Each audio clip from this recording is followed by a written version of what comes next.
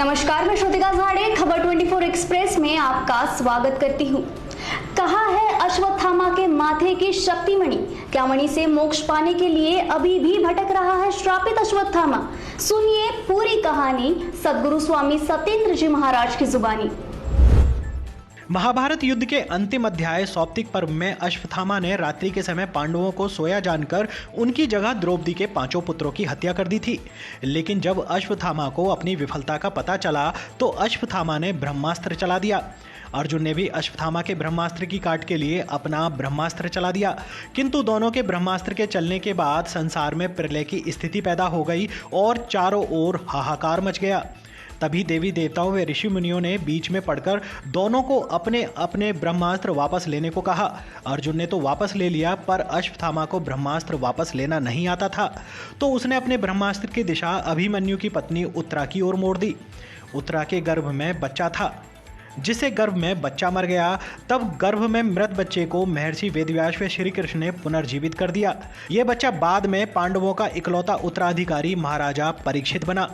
लेकिन इस दुष्ट कर्म के लिए श्री कृष्ण ने अश्वत्थामा के माथे की मणि उससे निकालकर द्रौपदी को दे दी और अश्वत्थामा को श्राप दिया कि तू अनंत काल तक पीप और खून रिसने की सड़ी दुर्गंध के चलते सामान्य मनुष्य समाज में नहीं रह पाएगा और तुझे कभी मोक्ष नहीं मिलेगा।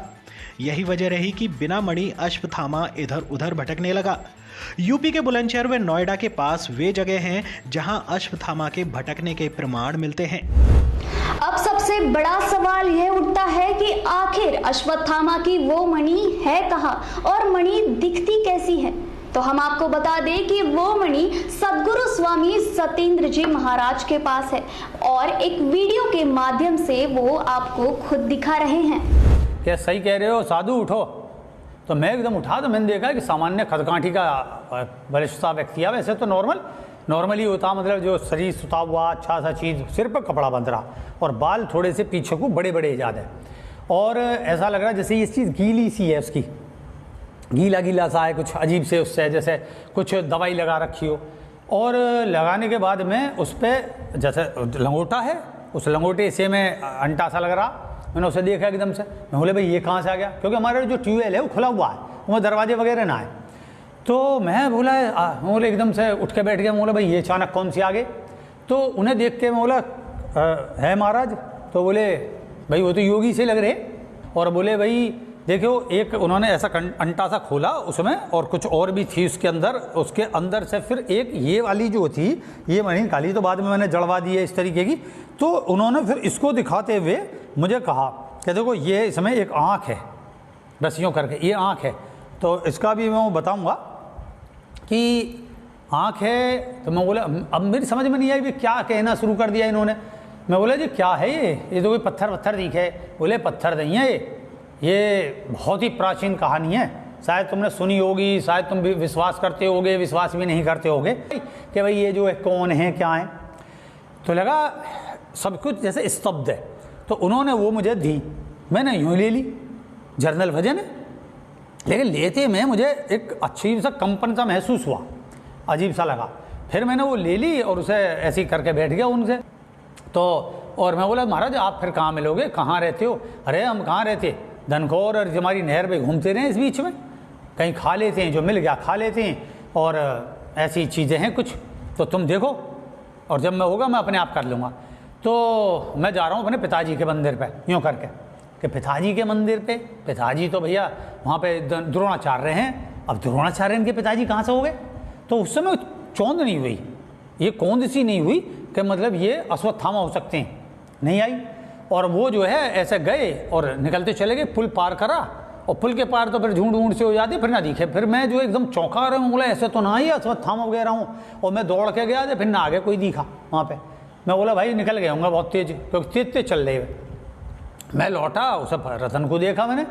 अब रतन ये जो देखा, मैं बोला भाई चलो उस समय फिर ले आया इसे, जो है मणि, तो मणि कहेंगे इसे। और ये फिर उन्होंने जड़ के इसमें फिर देवी के गले में ही लगा दी, जो बाहर तुमने देखी होगी लगी हुई है। पहले ये यहाँ रखी थी, जब देवी यहाँ थी तो इनके गले में थी। तो मैंने ये देखा इसका प्रताप कि जैसे यहाँ लोग मांगते थे मनोकामना, तो काफ़ी मनोकामना की पूर्ति हो गई।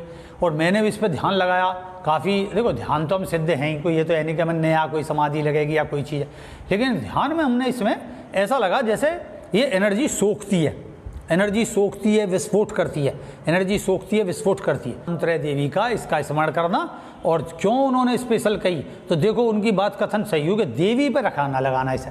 तो मैंने बीच में, मुझे स्मरण से थोड़ा सा रह गया, मैंने जब शनिदेव मंदिर 2000 में जो निर्मित हुआ, शनिदेव भगवान की स्थापना हुई, वो भी मतलब दर्शन से ही आए, प्रेरणा से, तो उसमें भी मैंने ये सोचा कि इनके मुकुट में जड़वा दूँ, तो वो वहाँ भी नहीं जड़ पाई मुकुट का, वो प्रोग्राम ऐसे ही रहा। फिर यहाँ पे जो बीच में यहाँ पे सत्यम सिद्धायन वाला जो पत्थर लगा था, मैंने पत्थर वाले से बात करी कि इसे इसमें सेट कर दूँ, बोले जी गुरुजी ऐसा ना होगा, इसमें तो मैं खड्डा कर दूंगा, जब ये सेट होगा तो ये गिर जाएगी, और गिर गई कहीं टूट गई तो। फिर मैंने वो संभावनाओं पे कर आके, तो देखो चूंकि उनका वो कथन था कि भाई तुम इसे, जब तुम्हारे यहाँ देवी का अवतरण हो, देवी की स्थापना हो, तो उनके गले में लगा देना, और समय अनुसार आने पर मैं इसे ले जाऊँगा।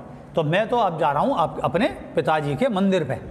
तो भाई फिर भी मैंने औरों से मालूम करी, भाई यहाँ कोई ऐसे योगी रहते हैं धनकौर वगैरह में, कोई ऐसे, वो बोले भैया हमें तो कोई देखा ना, अब महात्मा इधर जरूर है, अब उसमें तुमने कौन सा महात्मा देखा, क्या देखा। यहीं पे वो बात जाके समाप्त हो गई।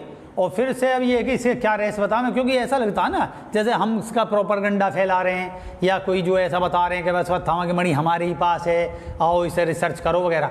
तो ये विषय को मैं बोला भाई इस प्रोपेगेंडे को दबाओ, क्योंकि बहुत देर भक्तों ने इस चीज़ को कहा। हमारा जो छोटा भाई है फुलंजय तोमर, और ये सब जैसे मंजी संजय और ध्यानी वगैरह, ये काफ़ी किताब घर वाले वगैरह, ये काफ़ी लोग हैं, तो इन्होंने शुरू में कही, अंजय ने कही कि स्वामी जी क्योंकि हमारे एरिया में तो रहें, तो एक काम करो तुम जो है इसे थोड़ा सा कहो कि इस बात को।